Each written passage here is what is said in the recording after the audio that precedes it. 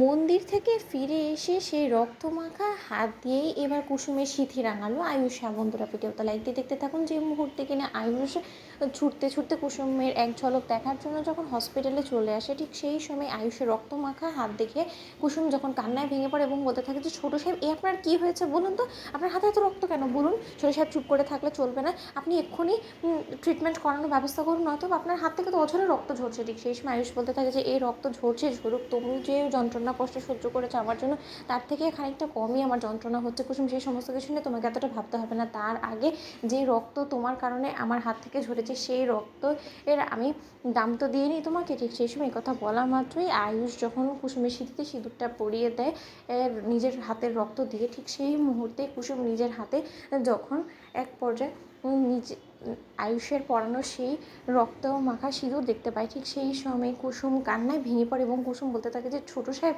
আপনি সত্যিই আমাকে আপনার স্ত্রী হিসেবে স্বীকৃতি দিলেন। ঠিক সেই সময় আয়ুষ বলতে থাকে যে এর পরবর্তীতেও তোমার যদি আমি তোমাকে আমার স্ত্রী হিসেবে স্বীকৃতি না দিই, তাহলে তোমার প্রতি যে ভারী অন্যায় করা হবে কুসুম, সেই সমস্ত কিছু আমি কী করে বা সহ্য করতে পারি বলো তো। আমি বলেছিলাম না যে খুব শীঘ্রই আমি তোমাকে গাঙ্গুলি বাড়ির বড় বউয়ের মর্যাদা দিয়ে গাঙ্গুলি বাড়িতে নিয়ে যাব। আজ সেই দিন, আজ সেই স্বপ্ন তোমার আমি পূরণ করব। এবার যখন তুমি হসপিটাল থেকে ডিসচার্জ নিয়ে বাড়ি ফিরবে, তখন তোমার নতুন পরিচয় নিয়ে তুমি গাঙ্গুলি বাড়িতে পা রাখবে এবং তোমার নতুন পরিচয় হবে তুমি মিসেস আয়ুষ্মান গাঙ্গুলি, গাঙ্গুলি বাড়ির বড় বউয়ের পরিচয়, এবং সেই মর্যাদা নিয়েই তুমি গাঙ্গুলি বাড়িতে প্রবেশ করবে এবং মা তোমাকে স্বয়ং নিজে বরণ করে ঘরে তুলবে। তুমি দেখিয়ে নিও। ওদিকে মানসিকভাবে মাও একটু ডিপ্রেসড হয়ে পড়েছে, তার কারণ তোমার অসুস্থতায়। ওদিকে অনুশ্রী কোনো মতে শান্ত করা যাচ্ছে না, সেই সমস্ত কিছুর জেরে না মাও কেমন যেন একটা পাগল পাগল হয়ে রয়েছে। সমস্ত কিছু পরিস্থিতি একটু সামলে যাক, তার পরবর্তীতে আমি মাকে সমস্তটা খুলে বলবো। কিন্তু ততক্ষণ শঙ্কর কাকা যাতে কোনো মতে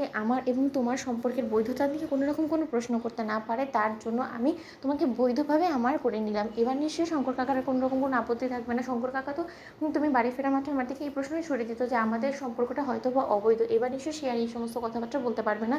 ঠিক সেই সময় সেখানে ঈশান চলে আসে এবং এসে বলতে থাকে যে না ভাইদা, কোনো মতে শঙ্কর কাকা আর এরকম সাহস দেখানোর চেষ্টাও করবে না, তার কারণ তুই তো শঙ্কর কাকার মুখ বন্ধই করিয়ে দিয়েছিস। এবং তার থেকেও বড় কথা, জাদুকর তুমি একদম ভেবো না, খুব শীঘ্রই তুমি দেখবে যে মা স্বয়ং নিজে তোমার এবং ভাইদার 4 হাত এক করে দেবে এবং ধুমধাম করে ঢাক ঢোল পিটিয়ে গোটা চন্দননগরকে ইনভাইট করে সামাজিকভাবে তোমাকে স্বীকৃতি দিয়ে গাঙ্গুলি বাড়ি বড় বউ হিসেবে গাঙ্গুলি বাড়িতে ঘরে তুলবে। তুমি দেখে নিও। ঠিক সেই সময় কুসুম বলতে থাকে যে সত্যি খুব বেশি ভাগ্যবতী বলে আমি নিজেকে মনে করছি যে এরকম একটা পরিবার এবং এরকম একজন বন্ধু এবং স্বামী আমি পেয়েছি আমার জীবনে।